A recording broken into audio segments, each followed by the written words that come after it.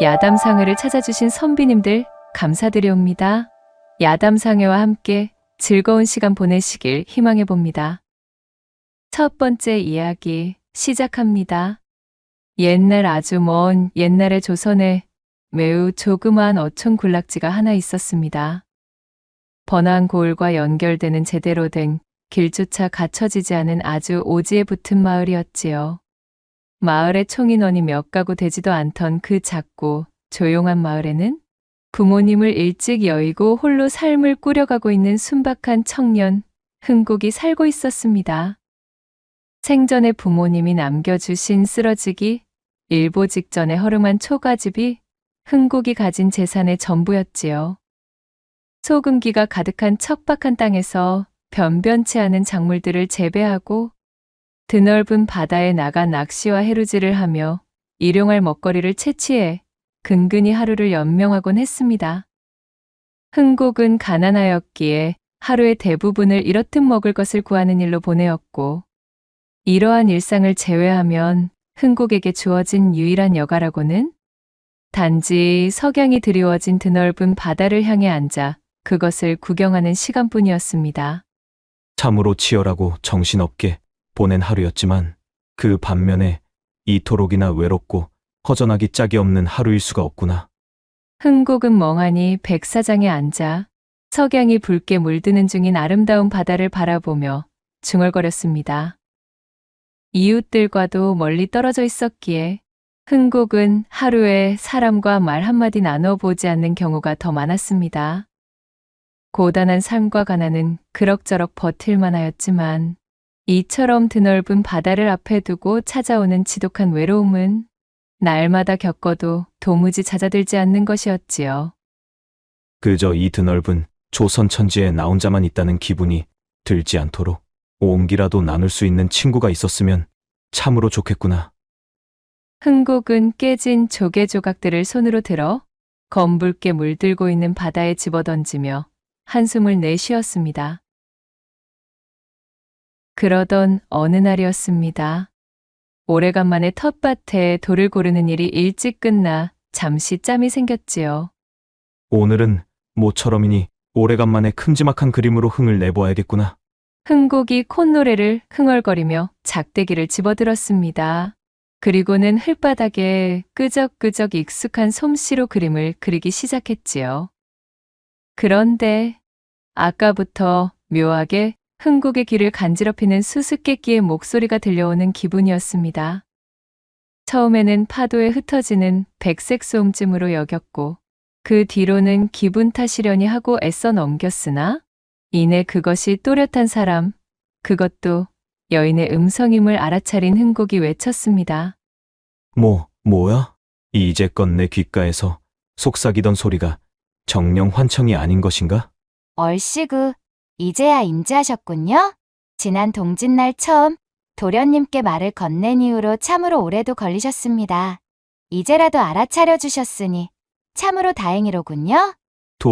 도대체 이것이 어디에서 들리는 소리인 거야? 나의 머리가 어떻게 되어버린 것인가? 설마 환청이 아니라면 귀신이냐? 사람이라면 썩 내 모습을 드러내도록 하거라. 환청이 아니라고 아까부터 몇 번이고 입이 닳도록 말하고 있었거늘 참으로 도련님은 아둔하신 것인지 아니면 귀가 좋지 않으신 것인지 내 참 정말 알다가도 모를 일입니다, 진짜. 까랑까랑 울리는 듯한 퉁명스러운 여인음. 이 드넓은 장소에 움직이는 사람이라고는 달랑 자신뿐인데 자신의 귓가 바로 옆에서 들려오는 이 귀신이 곡할 여인의 음성에 흥국은 온몸에 소름이 바짝 돋고 말았습니다. 드디어 내가 외로움에 지쳐 미치기라도 해버린 것이로구나. 새파랗게 질린 얼굴로 주변을 두리번거리며 당황하는 흥국의 태도에는 아랑곳 없이 까랑까랑한 목소리는 다시금 그의 귓가를 강타했답니다. 어휴, 참으로 답답도 하시지. 대관절 어디를 보고 계시는 겁니까? 도련님, 거기가 아니라 이쪽 바위 밑입니다요. 목소리의 성화를 따라 흥국이 고개를 숙여 소리의 근원지를 눈으로 쫓았습니다. 그러자 정말로 한 큼지막한 바위 아래의 풀숲에서 바스락거리며 움직이는 생물을 발견하였지요. 아니, 세상에나? 너무 놀란 흥국은 하마터면 뒤로 넘어질 뻔하였습니다. 목소리의 주인공은 바로 조그맣고 하얀 토끼였으니까요. 정말로 나에게 말을 건 게 너니? 보면 모르시겠습니까? 1000번을 보고 10,000번을 보아도 네가 내 입장이라면 어떻겠느냐? 본다고 알 수가 있을성 싶으냐? 조선 천지에 사람 말을 뱉는 토끼가 있다는 소리는 내 들은 적이 없구나. 하기사, 듣고 보니 그것도 일리가 있는 말씀이로군요. 사람의 말을 하는 토끼라니, 이 인간인 내 입장에서는 마치 꿈이라도 꾸는 기분이로구나. 환청도, 꿈도, 도련님의 머리가 이상해진 것도 아니니 걱정하지 마시옵소서. 다만 도련님께 저희 존재를 알리는데 혈안이 되어 몹시도 조심성 없이 접근하게 되었던 점, 그것에 대해서는 이 기회에 사죄를 드리도록 하겠습니다요. 토끼는 능숙하게 허리를 숙여 흥국에게 사과를 전했고, 이 기이하고도 요상한 일련의 상황에 흥국의 머리는 매우 복잡했지요. 이윽고 토끼는 자신의 털을 앞발로 쓰다듬어 먼지를 털어내는 신용을 하더니 헛기침을 하고는 입을 열었습니다. 자, 각설하고 어찌되었든 이렇게 도련님을 만나 뵙게 되어 참으로 반갑습니다. 급작스럽겠지만 간단하게 요약을 하자면 저를 도련님을 돕기 위하여 나타난 토끼쯤으로 여기시면 되시겠습니다. 물론 제가 도련님을 돕고 도련님께서 도움을 받는다면 그것이 또한 저를 도와주시는 일도 되니 이것은 일석이조의 이치라고 할 수 있겠네요. 지금은 이렇게밖엔 설명드릴 수가 없음을 양해해 주셔요. 천연덕스럽게 앞니를 드러내고 떠들어대는 토끼의 연설에 흥국은 제보를 꼬집으며 꿈인지 생시인지를 구분하려던 행동을 그만두었습니다. 눈앞에 훤히 보이는 것을 현실로 믿기로 작심한 것이었지요. 한참 동안이나 토끼의 이야기를 집중하여 듣느라 토끼가 숨을 고르며 잠시 입을 닫았을 때는 이미 날이 상당히 저물어 있었습니다. 토끼가 설명해준 이야기대로라면 자신은 본래 하늘의 사람이고 본분을 잊고 너무나 건방지며 아나무인이었기에 옥황상제의 노여움을 사서 토끼의 모습이 되어버렸으며 누군가를 도와서 은덕을 쌓아야 자신의 본래 모습으로 돌아갈 수 있다 주장하는 것이었지요. 그러나 하필 자신이 떨어진 곳이 이곳 사람이라고는 코빼기도 보이지 않는 외진 바닷가 마을인지라 크게 낙심하고 있던 차에 우연히 눈에 들어온 흥국을 발견하고 오랜 기간 열심히 말을 걸기 위해 노력했다는 것이었습니다. 그리고 네가 그렇게 노력해온 이유는 나를 돕기 위해서였다. 은덕을 쌓아 너의 본래 모습으로 돌아가기 위해서? 정확합니다, 도련님. 정말 기쁘네요. 저의 이야기를 굉장히 집중해서 모두 들어주셨군요. 한때는 아둔하기 그지없는 도련님의 낯짝을 보며 내 미래도 이제 몽땅 틀렸구나. 정녕 이제 어찌 되려나 하였는데 말이지요. 아직도 믿기지 않는 이야기이긴 하지만 토끼 내 말버릇을 보아하니 누군가의 노여움을 사서 형벌을 받았다는 대목만큼은 참으로 신빙성이 높아 보이는구나. 흥국이 겸연쩍게 웃으며 말하자 토끼가 바위 위에서 폴짝 뛰어내려 흥국에게 다가섰습니다. 자, 저를 따라오셔요. 토끼는 재빠른 동작으로 저만치 뛰어갔고 흥국은 토끼를 놓칠세라 불이 나게 그 뒤를 따랐습니다. 이윽고 토끼를 따라 당도한 곳은 신기하게도 흥국의 추억이 깃든 장소였습니다. 여기는 도련님의 어머니께서 살아계셨을 적 쭉 도련님을 위해 기도를 드리던 곳인데 기억하고 계신가요? 그래. 어머님의 등에 엎여 있을 때 이곳의 풍경들을 눈에 담았던 기억이 어렴풋이 나는구나. 맞습니다.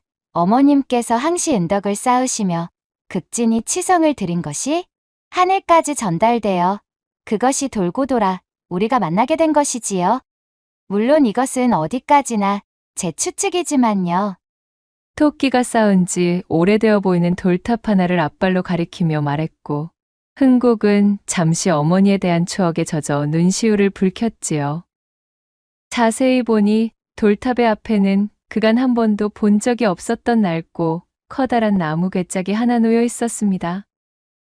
이 나무개 짝을 열고 그 안에다 무엇이든 원하는 것을 크게 말씀하시면 이것이 도련님의 삶을 윤택하게 만들어줄 것이에요. 이것이 제가 드리는 도움입니다. 그리고 하나 명심하실 것은 이 괴짝은 달에 단 한 번만 쓸 수 있다는 점이에요. 그러니 소원은 신중하게 비셔야만 합니다. 토끼의 말에 흥국은 영문을 모르겠다는 표정을 지었지만 이내 고개를 젓고 토끼가 시키는 대로 따르기로 마음먹었습니다. 말하는 토끼가 이르는 것이니 분명 신기한 일이 일어날 테지? 흥국은 힘을 주어 나무 괴짝의 뚜껑을 들어 올렸고 텅 비어있는 괴짝의 안으로 머리를 집어넣고는 외쳤습니다. 돌밭의 잡석들을 고를 수 있을 만큼 힘 좋은 큼지막한 황소가 한 마리 있었으면 좋겠어. 그러자 괴짝이 심하게 요동치며 뿌연 연기가 피어오르더니 이내 벼락이 떨어지는 커다란 소리와 함께 정말로 흥국의 눈앞에 큼지막한 황소가 나타난 것이 아니겠어요? 맙소사. 흥국은 참으로 믿을 수 없이 벌어진 일에 다시 한번 제 볼을 꼬집어 보았으나 자신의 눈앞에 나타난 것은 정말로 살아있는 황소였지요. 어때요? 보셨나요? 이것이 바로 저의 능력. 아니, 사실 제 능력이 아니라 상제님의 능력이지만 어쨌든 제가 드리는 도움입니다. 아무쪼록 심사숙고하시어 이것이 도련님에게 행복을 가져올 수 있기를 바라겠습니다요. 자, 그럼 저는 이만. 말을 마친 토끼는 깜찍하게 앞발을 흔들며 흥국에게 인사를 건넸고 이내 제가 뛰어온 곳으로 쪼르르 달려 자취를 감추고 말았습니다. 토끼야, 잠깐만. 흥국은 토끼에게 채 감사의 인사도 전하지 못한 것이 마음에 걸려 토끼를 불러보았으나 마치 거짓말처럼 토끼의 모습은 온데간데 없었습니다. 흥국은 한참을 멍하니 서서 토끼가 사라진 곳을 바라보다 듬직한 황소와 함께 집으로 돌아갔지요. 그날부터 흥국은 황소와 대동하여 자신의 황폐한 밭을 가꾸며 지냈습니다. 외롭고 적적하던 차에 흥국에게 나타난 이 황소는 소중한 일꾼이자 동료, 그리고 그의 외로움을 달래는 친구가 되어주었지요. 흥국은 이 황소와 함께 일몰과 일출의 눈부신 광경을 나누었고 하루의 대부분을 함께 지내며 깊은 정을 나누었습니다. 그렇게 한 달이라는 시간을 보내던 어느 날 흥국의 고을을 관리하던 관부에서 조세징수원이 찾아왔습니다. 당시 악명 높던 징수원으로서 특히 자유재량으로 맡겨둔 현물세인 공무를 제 마음대로 수탈해 고열을 짜내기로 유명한 자였지요. 징수원은 을씨년스러운 고을을 돌아다니면서 몇 없는 사람들에게 각종 구실을 가져다 붙이며 세금을 쥐어짜기 시작했습니다. 그리고 드디어 흥국의 차례가 되었어요. 징수원은 흥국의 돌밭에서 돌을 고르고 있던 황소를 발견하고는 그 우람하고 듬직한 덩치와 너끈한 힘에 눈이 휘둥그레졌습니다. 징수원은 욕심이 생겨 황소를 빼앗을 작정으로 소리쳤습니다. 이놈, 내 조세장부를 보아하니 내 놈이 하늘 무서운 줄을 모르고 세금을 형편없이 적게 낸 것이 확인되는구나. 이 소는 그간 미룬 세금 대신 관부로 가져가야 하겠으니 어서 내어놓거라. 징수원의 엄포를 들은 흥국은 바닥에 납작 엎드려 소리쳤습니다. 아이고, 날이 세금이라니요? 들어본 적도 없는 것을 두고 이리 억지를 쓰시면 아니 됩니다요. 이 소는 저의 하나뿐인 가족이자 전 재산입니다. 이렇게 가져갈 순 없습니다요. 감히 임금께 바칠 공물에 대해 토를 다는 것이냐? 목숨이 아깝거든 거역하지 말고 순순히 내놓거라. 징수원은 흥국을 죽일 듯 협박하며 억지로 황소를 빼앗았습니다. 횡재를 했다며 황소를 끌고 가는 징수원의 바짓가랑이를 붙들고 흥국은 울먹이며 거세게 말렸지만 악명 높던 징수원의 생떼를 막을 수는 없었지요. 그렇게 정을 주던 친구였던 황소를 눈앞에서 잃은 슬픔에 흥국은 며칠 밤을 제대로 잠을 이루지 못했습니다. 그렇게 한 달이라는 시간이 훌쩍 지나고 이대로는 견딜 수 없었던 흥국은 수소문 끝에 물어물어 징수원을 찾아갔습니다. 집신짝이 해지도록 걸어 도착한 흥국은 징수원에게 무릎을 꿇고 사정했습니다. 나으리, 제발 저희 소를 돌려주십시오. 그러자 흥국을 내려다보던 징수원이 비열한 웃음을 던지고는 이윽고 제 집에서 작은 보따리를 하나 들고 나왔습니다. 그는 흥국의 얼굴에 보따리를 냅다 던지면서 말했지요. 옛다! 그놈의 소! 끌고 오자마자 여물도 입에 대지 않고 일을 시켜도 도통하질 않으니 완전 골칫덩어리였지 무엇냐! 그리도 그 소를 원한다면 남은 것이라도 가져가거라! 흥국이 보따리를 열어보자 안에는 황소의 뼈 일부만이 남아 있었습니다. 징수원이 그만 황소를 잡아먹어버린 것이었지요. 정을 나눈 친구를 잃었다는 슬픔에 흥국은 대성통곡을 했습니다. 징수원의 집에서 하인들에 내쫓겨난 흥국은 그렇게 황소의 뼈를 소중히 품에 안고 터덜터덜 집으로 돌아오고 말았지요. 흥국은 눈물을 쏟으며 자신의 텃밭 앞볕이 잘 드는 곳에 황소의 뼈를 묻어주었습니다. 미안하다. 참으로 미안해. 내 너를 지켜주지 못해 참으로 미안하다. 부디 다음 생에는 행복한 존재로 다시 태어나거라. 흥국은 눈물로 얼룩진 얼굴을 소매춤으로 훔치며 밤이 깊도록 잠을 이루지 못하다가 새벽녘이 되어서야 까무룩 황소의 무덤 옆에서 잠이 들고 말았습니다. 다음 날 아침, 퉁퉁 부은 눈으로 일어난 흥국의 눈앞에는 믿지 못할 광경이 펼쳐져 있었습니다. 간밤 황소의 뼈를 묻어준 무덤에서 고작 하룻밤 사이에 흥국의 키만큼이나 훤칠하게 자라있는 나무의 줄기가 자리 잡고 있었기 때문입니다. 이럴 수가. 흥국은 깜짝 놀라는 것도 잠시 간밤 제가 간절히 바랬던 대로 이 나무의 줄기는 황소가 환생하여 태어난 것이라고 믿게 되었지요. 토끼를 만난 이후로 신통한 일이 끊이질 않았으니 이 역시 현실일 테지. 황소일 때 내 너를 지키지 못하였으니 이제라도 반드시 너를 잘 돌봐주마. 흥국은 크게 기뻐하며 그동안 황소를 애지중지 소중하게 대해주었던 것처럼 이 나무를 극진히 가꾸기 시작했습니다. 그렇게 얼마나 많은 시간이 지났을까요? 흥국의 사랑을 무럭무럭 받은 나무는 어느새 그 길이가 하늘까지 닿을 듯 드높게 자랐습니다. 흥국은 튼튼하게 자라서 굵은 줄기를 끝없이 뻗어내린 나무를 보고 너무나 흡족해하였지요. 마치 자신이 지켜주지 못했던 황소의 혼이 자유롭게 날아오르는 것을 지켜보는 기분이었습니다. 그러던 어느 날, 여느 때와 마찬가지로 나무에 물과 거름을 주기 위해 나선 흥국의 눈에 저 멀리 나무의 줄기를 타고 올라가는 형체가 들어왔습니다. 어랍쇼. 저것이 무엇이지? 홍국이 이마에 손을 올리고 눈을 찌푸리며 자세히 들여다보자 세상에나 이게 무슨 일인가요? 그것은 말로만 듣던 날개옷을 펄럭이며 하늘로 향하고 있는 선녀의 형상이었지요. 세상에. 먼 발치에서 흐릿하게 본 형상이었지만 한눈에 보아도 그 모습은 너무도 아름다웠기에 홍국의 심장은 심하게 요동치며 쿵쾅거렸습니다.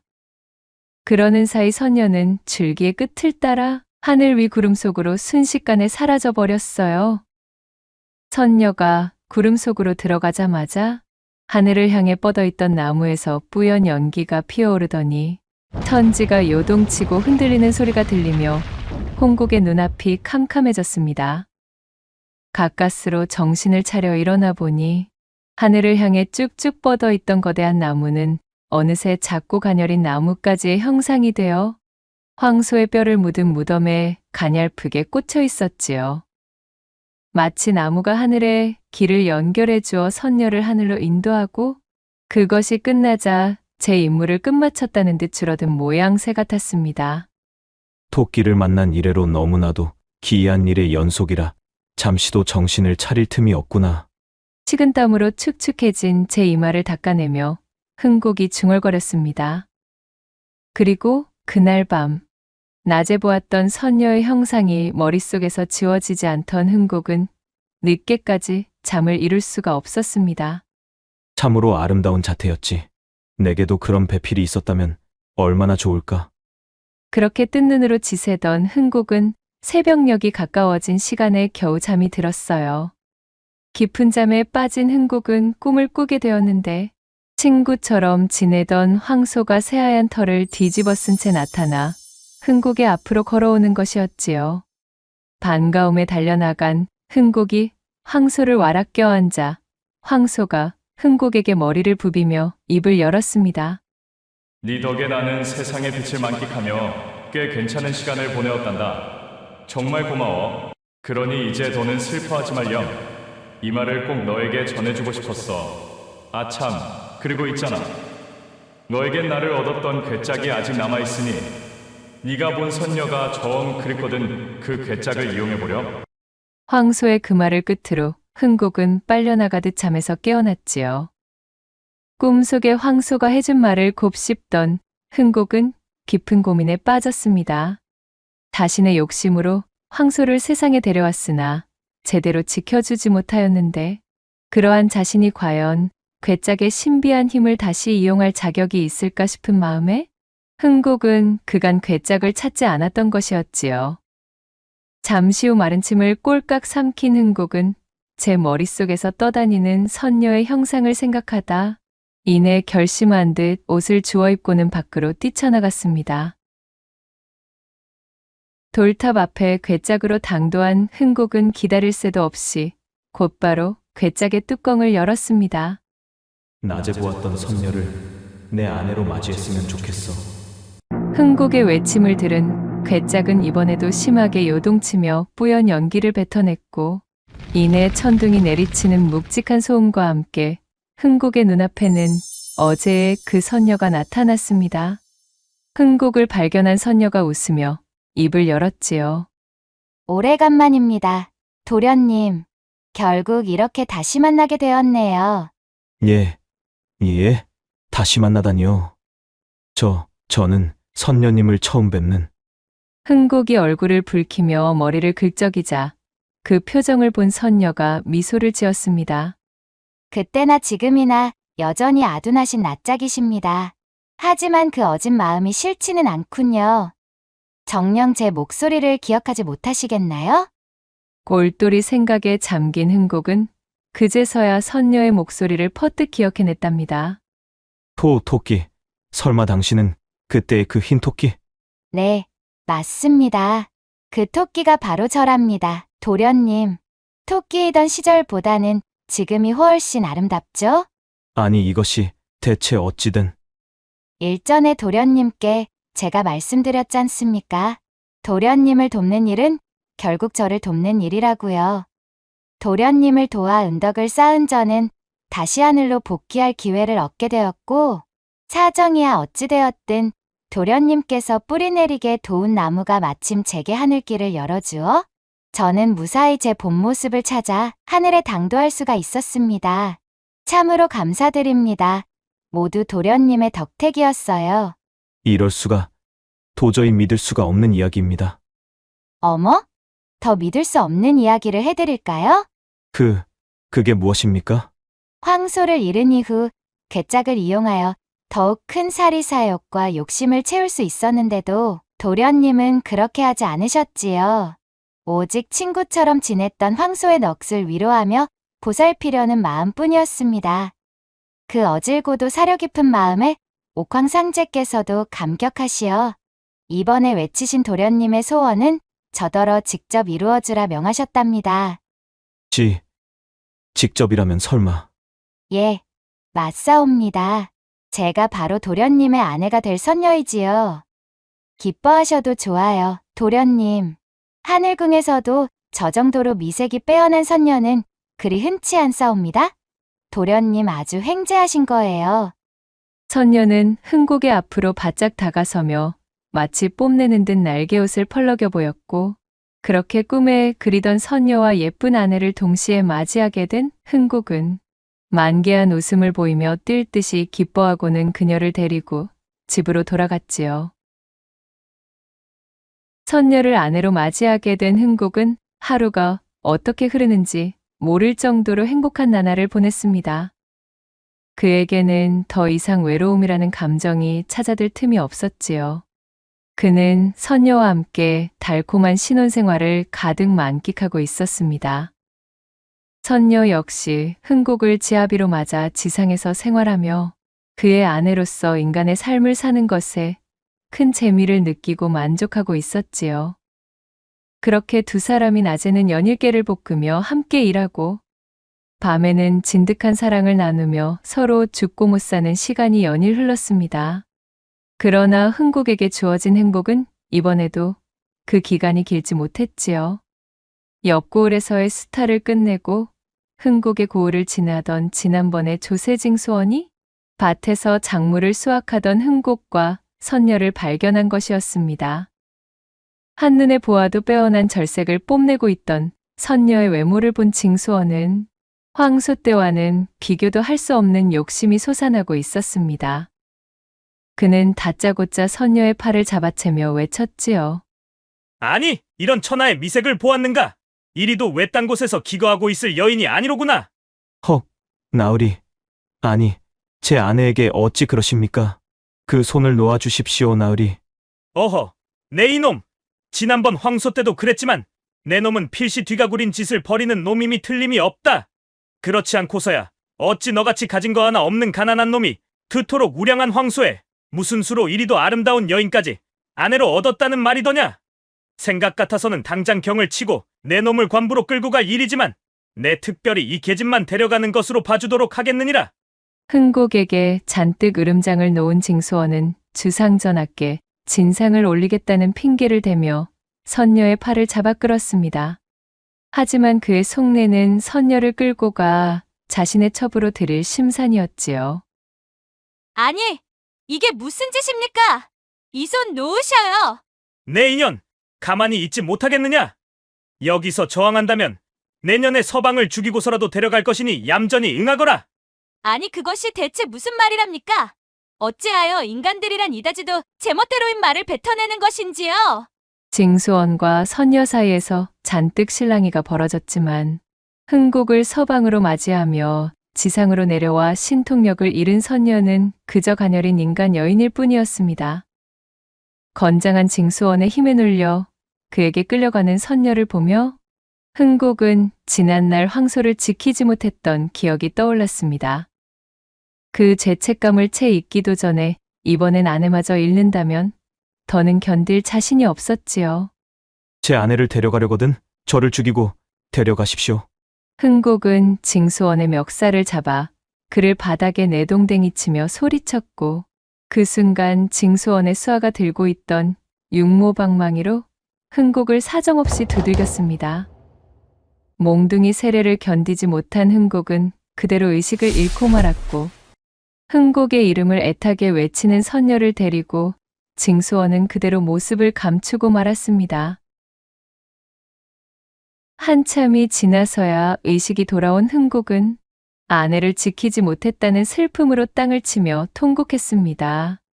황소도 지켜주지 못했는데 자신을 믿고 천상의 삶조차 내려놓고 인간이 된 아내마저 지키지 못했으니 흥국은 무능한 자신을 자책하며 뜨거운 분노를 쏟아내었지요.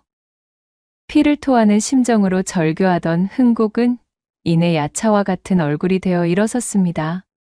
그래. 좋아. 이번만큼은 절대로 그냥 넘어가지 않겠다.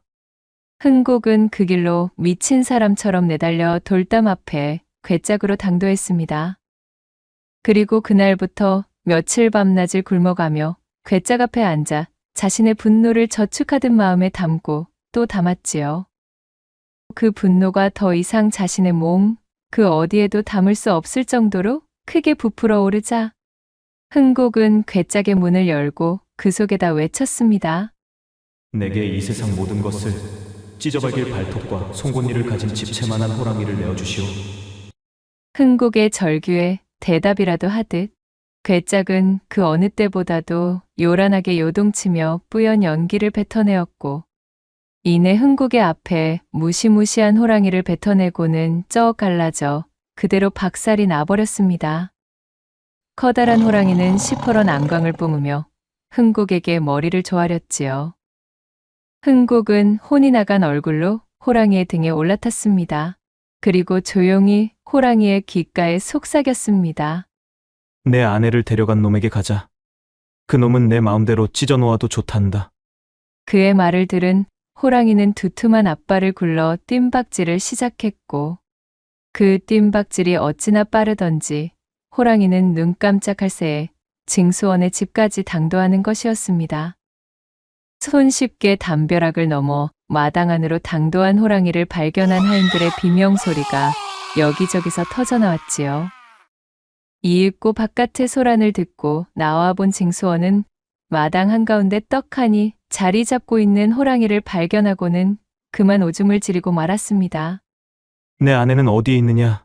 흥국이 버럭 소리를 지르자 징수원은 덜덜 떨리는 손가락을 들어 곳간으로 보이는 한 창고 건물을 가리켰고 흥국이 다가가 자물쇠를 부수고 문을 열자 그 안에는 흥국의 아내인 선녀가 새끼줄에 꽁꽁 묶인 채 갇혀 있었지요.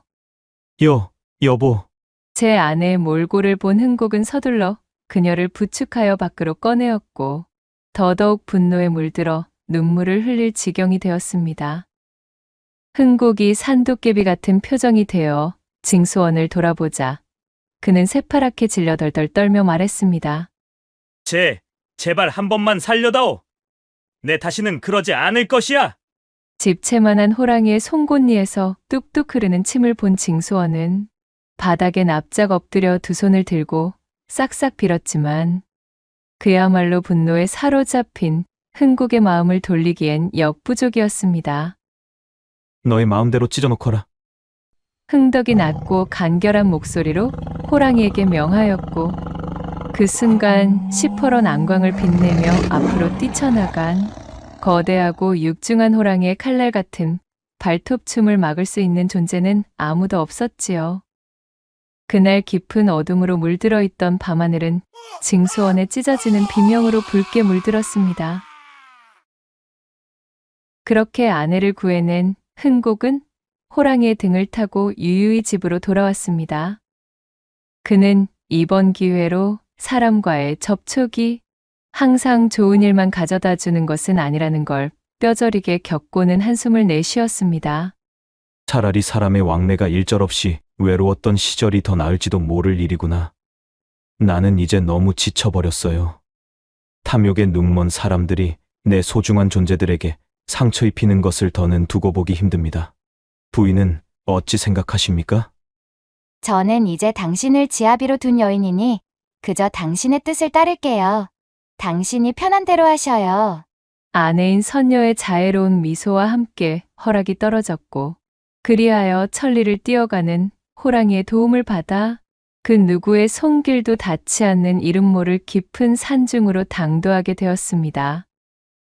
이후로도 흥국과 선녀는 아무도 찾지 않는 둘만의 보금자리에서 함께 의지하며 행복하게 지내면서 두 번 다시는 서로 떨어지지 않았으며 훗날 그 두 사람이 머물렀던 산채의 마당에는 두 사람이 껴안고서 눈을 감은 모습을 꼭 닮은 바위가 아직까지도 그 자리를 굳건하게 지키고 있다라는 후문이 옵니다.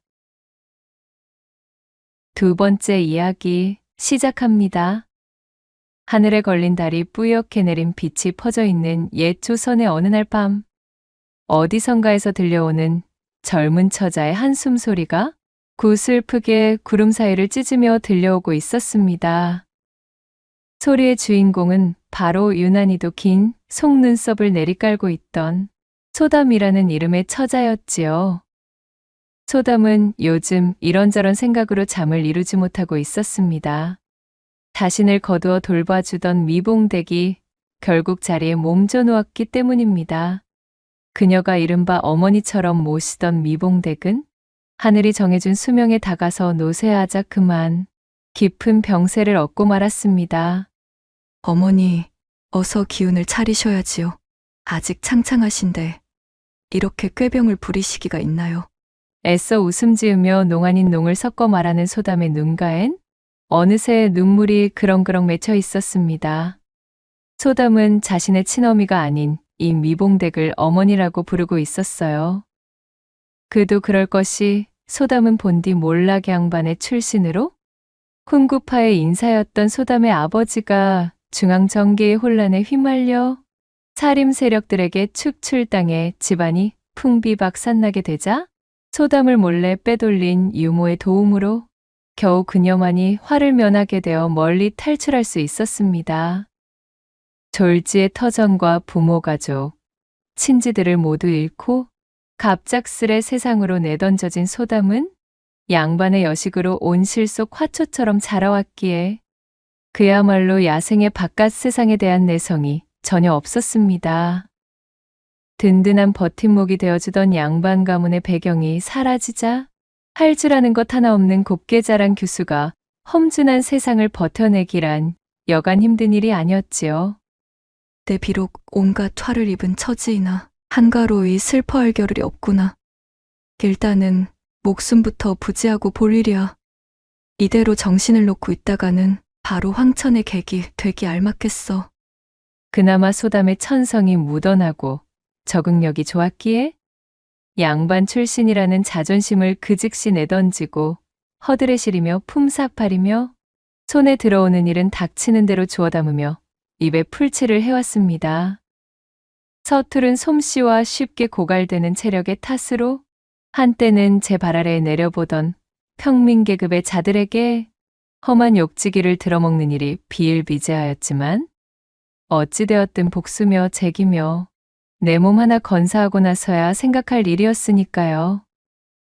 그렇게 소담이 세류에 몸을 싣고 여기저기 떠도는 생활을 하던 와중 우연찮게 흘러든 곳이 이곳 다산골이었고 주막에서 식모자리를 알아보며 기웃거리고 있던 소담을 때마침 지나가던 미봉댁이 발견하여 제 집으로 들이게 된 것이었지요.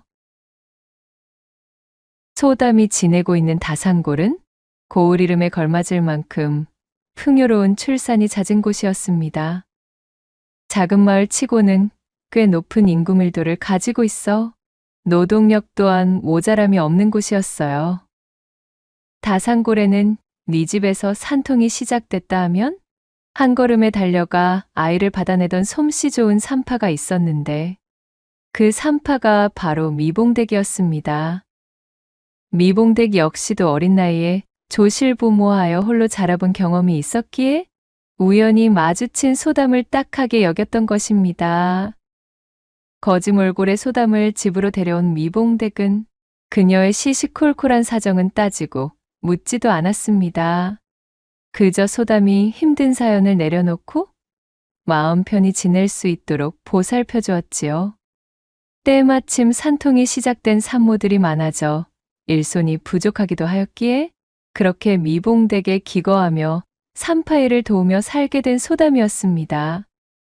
그렇게 인연이 닿게 되니 어느덧 두 사람의 시간은 지체 없이 흐르고 흘러 여리고 어리던 소담도 어느새 훌쩍 나이를 먹은 처자가 되었고 그러는 동안 오랜 기간 소담을 걱정하며 병석에 누워있던 미봉댁은 끝내 눈을 감게 되었습니다.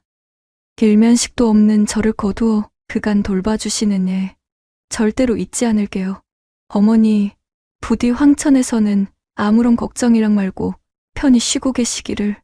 미봉댁의 장례를 융숭이 치른 소담은 자연스레 미봉댁의 일을 이어받아 다산골의 산파로 자리를 잡게 되었고 그렇게 꽃다운 나이가 무르익어도 시집갈 생각 하나 없이 자신을 보살펴준 미봉댁의 명맥을 잇는 것만을 중히 여길 뿐이었지요.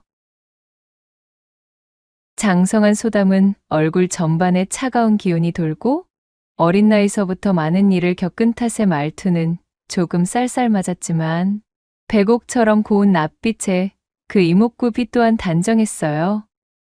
특히 여느 여염집 안악들과는 달리 허리가 매우 잘록하여 마을 사내들의 눈길을 한 몸에 끌고 있었습니다. 그러나 소담에게 그들의 시선은 거추장스럽고 불편한 간섭일 뿐이었지요. 간혹 밖으로 외출이라도 나갈 때면 눈을 바닥에 내리깔고 다녔고 누군가 소담에게 말이라도 건네면 예와 아니요 식의 단답형 대답만 쌀쌀맞게 돌아올 뿐이었습니다. 그러나 이것이 또 희한하게도 마을의 사내들에게는 색다른 매력으로 작용해 소담의 집은 늘 그녀와 혼담을 맺고 싶어하는 사내들의 시주를 받은 매파의 방문이 끊이지 않았답니다. 이복에 소담처자 집에 있는가? 돌아가셔요. 일 없습니다. 시집 같은 것은 가고 싶지도 갈 생각도 없으니 그리 하셔요. 매파가 들이닥쳐 혼담의 이야기라도 꺼낼라 치면 소담은 등을 떼밀며 매파를 문 밖으로 쫓아냈습니다. 사실 이처럼 소담이 꽉 찬 나이에도 시집을 가지 않으려는 연유가 있었어요. 미봉댁의 배려로 그녀의 집에 자리를 잡아 그녀를 따라 산파이를 도우며 아이를 받으러 다니기를 수년째 지내다 보니 수많은 여인들이 출산을 위하여 버선을 제 입에 물고는 온몸에 굴다란 생땀을 쏟으며 몇 날 며칠 산통에 시달리는 것을 고스란히 지켜보며 성장했던 소담이었습니다. 또한 적지 않은 여인들이 아이를 낳다가 불의에 화를 입는 것 또한 심심찮게 보았기에 이 모든 사달을 만든 장본인인 남정네들, 사내는 모두 짐승과 같은 야만스러운 존재이며 상종할 이유가 없다는 것이 바로 이 소담의 가슴에 깊게 박힌 생각이었던 것입니다. 도대체 무슨 생각인지 잠깐의 여흥 뒤에는 일이 힘들고 고통스러운 일들이 기다리고 있는데 어찌하여 여인들은 야음이 찾아오면 바보같이 사내와의 통정을 포기할 줄을 몰라 또다시 실수를 저지르고 만다는 것인가. 다산골 최고의 철옹성인 소담이 이렇게 단단한 수비벽을 치고 사내 보기를 돌멩이처럼 대하였지만 굳게 닫힌 성문을 열고 그 안에 숨겨진 깊은 우물을 탐하려는 짐승들은 항시 있기 마련이었으니 다름 아닌 다산골 천하의 한량으로 통하고 있던 오진사였습니다. 꿀을 바른 것과도 같은 미끈거리는 말솜씨와 장꾀로 그가 점찍 얻은 여염집마다 아주 초토화가 되어버린다는 망측한 소문이 꼬리를 물고 쫓아다니던 장안 최고의 한량이었습니다. 내 진작부터 저 소담이라는 이름의 산파에 대한 소문은 익히 들어와 잘 알고 있지. 듣던 대로 굉장히 오묘한 매력을 풍겨대는 신비로운 여인이로고. 그러나 그 냉랭하고 철두철미하게 사내의 접근을 막아서는 태도가 가히 국경 성문에 걸어둔 빗장만큼이나 단단하고 굳게 걸려있다는 후문이던데. 이거 오래간만에 또 무적행에 처박아둔 승부욕이 활활 타오르며 나를 용솟음치게 만드는구나. 오진사는 자신의 턱을 쓸어만지며 소담에 대한 열정을 드러내매 주저함이 없었답니다. 어찌하면 그녀에게 주술처럼 잠겨져 있는 사내에 대한 깊은 거부감과 그것을 우회할 수 있는 방도가 있을까? 다산골 골목어기에 걸터앉아 곰곰 생각에 잠겨있던 오진사가 자신의 무릎을 탁 치곤 벌떡 일어나며 외쳤습니다. 오호라, 얼씨구나. 아무래도 그 할멈에게 손을 벌리면 되겠구만. 오진사는 도포자락이 휘날리도록 발걸음을 놀려 다산골 경계 끝의 산자락 외딴 집에 혼자서 기거하고 있는 노파 염씨의 집으로 찾아들었습니다. 접근하기가 쉽지 않은 산자락 안쪽에 집을 둔 염씨는 사람들과의 접촉도 끊은 채 홀로 유유자적 지내고 있는 마을 경계의 고령자 중 한 명이었지요. 이 염씨에 대한 신변이나 사연에 대해선 알려져 있는 바가 많이 없었던 다소 수수께끼에 쌓인 인물이었어요. 다산골 쪽과는 왕래가 크지 않아 다산골 주민 중 노년층을 제외한 대다수는 이 염씨를 잘 알지 못하는 경우가 많았습니다.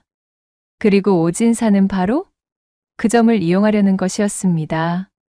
가파른 산을 헤쳐오느라 제 집 앞에서 숨을 몰아쉬며 벌레를 씹은 얼굴이 되어 있는 오진사를 발견한 염씨가 빈정거림에 물이 오른 듯한 목소리로 말했습니다. 아니, 이게 누구시오? 한량 중에 한량이신 오진사 나으리 아니시오? 해가 서쪽에서 뜬단 말인가? 어인일로 오진사 나리께서 이 늙은 쇠뇌에 누추한 거처까지 이리 몸소 찾아오셨소? 오진사는 대답 대신 땀을 닦으며 싱긋이 웃었지요. 그리고는 대뜸 도포자락에서 두툼한 엽전꾸러미를 꺼내서는 염씨의 손에 덥석 쥐어주며 말했습니다. 원참, 그 표독스러운 혓바닥은 여전하시구려. 그러지 말고 이리 가까이 좀 와서 그 귀 좀 빌려줘 보시오. 이튿날 저녁 나절. 누군가 밖에서 소담의 집 살인문을 두드리며 요란을 떨고 있었습니다. 집에서 쉬고 있던 소담이 옷매무새를 가다듬고는 밖으로 나가보니 노파 염씨가 헐레벌떡 애가 다른 모양새로 안절부절 중이었지요. 뉘십니까? 무슨 일이신데 해가 저무는 시각에 남의 집을. 소담이 미처 말을 다 끝내기도 전에 염씨가 다급한 목소리로 말했습니다. 시집간지 얼마 되지 않은 딸애가 배가 차올라 보름 전쯤 우리 집에 요양하며 해산하러 왔는데 진통이 시작되었는지 지금 아주 난리가 났다네. 좀 서둘러 나서 주시게. 염씨의 말을 들은 소담은 단박에 표정이 바뀌며 출산 준비 물품들이 들어있는 손보따리를 빠르게 싸들고는 외쳤지요. 이럴 것이 아니라 어서 앞장서셔요. 따님 상태가 그러하다면 지체하고 있을 여력이 없는 시간 싸움입니다. 그리하여 소담은 염씨의 안내를 받아 산허리를 돌아 산자락에 위치한 외딴집까지 부지런히 걸음을 옮겼습니다. 그녀는 산중에 홀로 지내던 노파 염씨와는 그간 일면식도 없었기에 산기가 찾아온 딸이 있다는 염씨의 말에 아무런 의심도 없이 따라 나선 것이었지요. 이윽고 염씨의 집에 도착하여 살인문에 들어서자마자 방 안에서는 통증에 잔뜩 지쳐 끙끙 앓는 듯한 소리가 흘러나오고 있었습니다. 자, 어서 시작하십시다. 할멈은 따뜻한 물과 깨끗한 천을 준비해 주시고. 노련한 움직임으로 염씨에게 이것저것 주문을 하며 방 안에 들어선 소담은 칠흑처럼 어두워 아무것도 보이지 않는 방 안을 확인하고는 당혹스러운 표정이 되어 말을 이었어요. 아니, 일이 어두워서야 아무것도 보이질 않는데 첩첩산 중이라 빛이 전혀 닿지를 않으니 아무래도 안 되겠어요. 산모를 돌보려면 최소한 뭔가 좀 보여야 일을 시작할 터인데. 애타는 자신의 외침에도 염씨가 대답이 없자 소담은 염씨를 채근하며 다시 한번 소리쳤지요. 저기 할멈, 촛불이라도 좀 켜시든가 아니면 호롱불 심지라도 좀 올리셔야 될 것 같은데요. 그러자 잠자코 듣고 있던 염씨가 능청스럽게 대답했습니다. 우리 집에 추같이 귀한 물건은 없고 호롱불 심지도 어디에 처박혀 있는지 기억이 가물가물하네. 내 밖에서 찾아볼 터이니 일단 손으로 더듬어가며 시작해 보시게. 아, 산파 양반이야 하도 많이 받아보았으니 손에 이거 있지 않은가? 불을 밝힐 것을 찾아본답시고 나간 염씨를 뒤로하고 출산통의 신음소리만 가득한 컴컴한 방에서 소담은 더듬더듬 방바닥을 짚어가며 이불 속에 누워있는 산부를 찾아냈습니다. 자, 나는 다산골 산파로 있는 사람입니다. 출산을 돕기 위해 왔으니 힘드시겠지만 조금만 참으셔요. 내가 신호를 주면 그때부터는 바로 힘을 주시면 됩니다. 어둠이 내려앉은 방 안에서 아무것도 보이지 않는 상태였지만 그간의 경험과 노련미로 소담은 손끝에 신경을 집중하여 산부의 배 부위를 찾아 쓰다듬었습니다. 태아의 상태를 확인하기 위해서였지요. 헌데 무언가 이상했습니다. 산부의 배가 출산을 앞둔 사람치고는 그닥 부르지 않았던 것이지요. 이를 이상하게 생각한 소담은 고개를 갸웃거리며 산부의 호치마를 주섬주섬 걷어올렸습니다. 산부의 허벅지가 손끝에 느껴졌고 이윽고 무성하게 자라있는 숲풀 속에서 부드럽고도 생경하니 물컹한 감촉이 손에 들어왔습니다. 소담은 그야말로 깜짝 놀라고 말았습니다. 아니, 벌써 아이가 나오고 있는 겁니까? 방안이 칠흑이니 아이의 어느 부위인지 확인할 길이 없네? 할멈, 불을 밝힐 것은 아직이요? 서둘러 주셔요. 소담이 다급하게 염씨를 부르며 허리를 굽혔으나 방 밖에서는 감감무소식이었지요. 아니, 뭐 저 따위 어미가 다 있어? 제 여식의 출산인데 저리도 무심하다니? 그리 생각하고는 혀를 차며 이맛살을 찌푸린 소담은 어쩔 수 없이 손끝에 더욱 신경을 집중하여 그간 몸으로 다져온 감각들을 총동원해 아이를 받을 준비에 돌입했습니다. 어머, 내가 왜 이러지? 생전 처음 느껴보는 신묘한 기분이 되니 어쩐지 참으로 요상하구나. 이날 이때까지 소담이 제 손으로 받아본 아기가 수도 없거늘 이번의 아기는 참으로 신통하고도 요상하기 짝이 없었습니다. 여전히 빛 한 줄기 들어오지 않는 시커먼 어둠 속의 방 안에서 감각에만 의지한 채 소담이 산부의 허벅지와 수풀 사이를 헤집고는 한껏 용을 쓰며 손을 놀려 아이를 덥석 쥐어들자 마치 번개가 직격으로 내리치기라도 하듯 소담의 온몸을 짜릿하니 불꽃으로 휘감는 듯 훑는 것이었지요. 도대체 이게 무슨... 소담은 다리에 힘이 빠지고 등줄기로는 식은땀이 타고 흘렀습니다. 온몸은 불덩어리가 되어 잔뜩 상기되었어요. 정신을 가다듬고 다시 한번 아기를 만지던 소담은 한 번 더 놀라지 않을 수가 없었습니다. 자신의 손에 축축히 만져지는 이 부분이 도대체 아이의 어느 부위인지 짐작조차 가지 않는 것이었지요. 아기의 머리 부분이라기엔 턱없이 작고 아기의 손이라고 하기엔 또 손가락이 하나도 만져지질 않았습니다.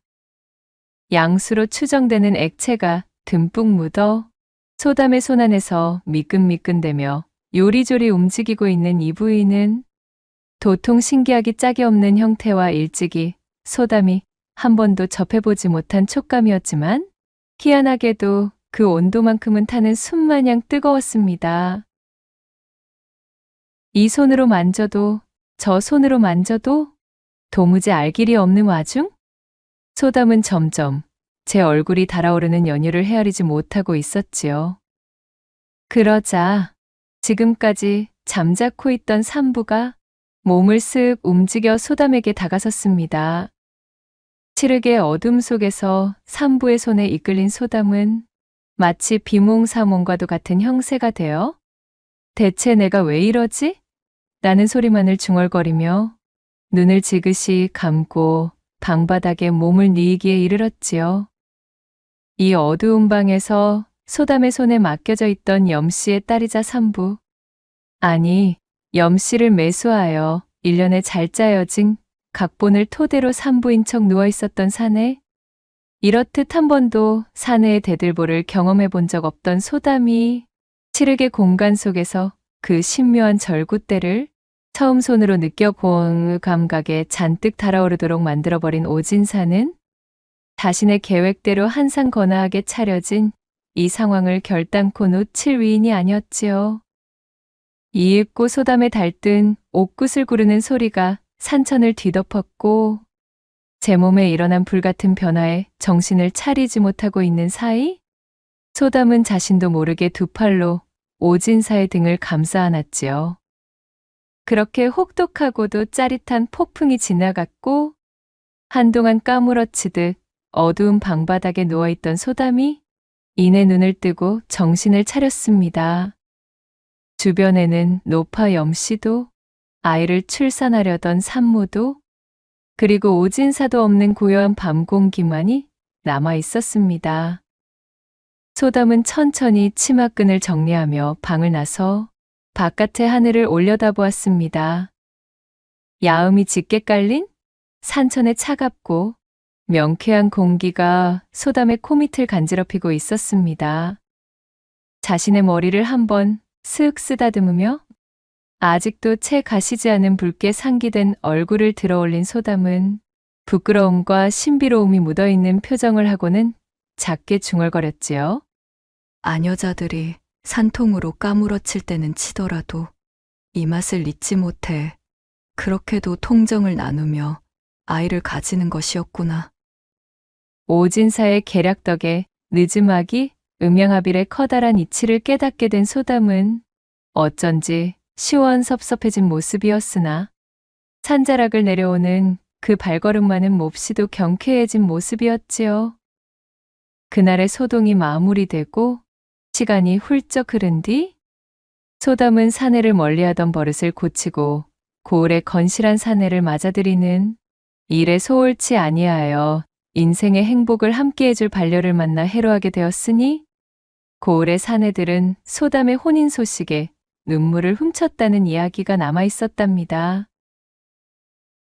한편 그날 소담에게 잊지 못할 별세계를 선사해 주었던 오진사는 드디어 목표로 하던 소담의 굳게 닫힌 성벽을 장깨로 열어젖힌 제 스스로를 대견히 여기다 못해 어깨에 힘을 싣고 잔뜩 기뻐하느라 염씨의 집에서 고을까지 하산하는 동안 험한 산세를 주의하지 않았지요. 제 발걸음에서 방정맞음을 주체하지 못하였으니 어찌 변고가 생기지 않았을까요? 그만 천길 낭떠러지를 피할 길 없이 실족하여 불기에 객이 되고 말았으니 고을에서는 갑자기 자취를 감춰버린 한량 오진사에 대한 소문만이 무성하였으나 끝끝내 그를 다시 본 사람은 아무도 없었더라는 후문이 옵니다. 구독과 좋아요, 댓글로 야담상회를 응원해 주셔요. 늘 잊지 않고 야담상회를 찾아주시는 여러분들 시청해 주셔서 참으로 감사하옵니다.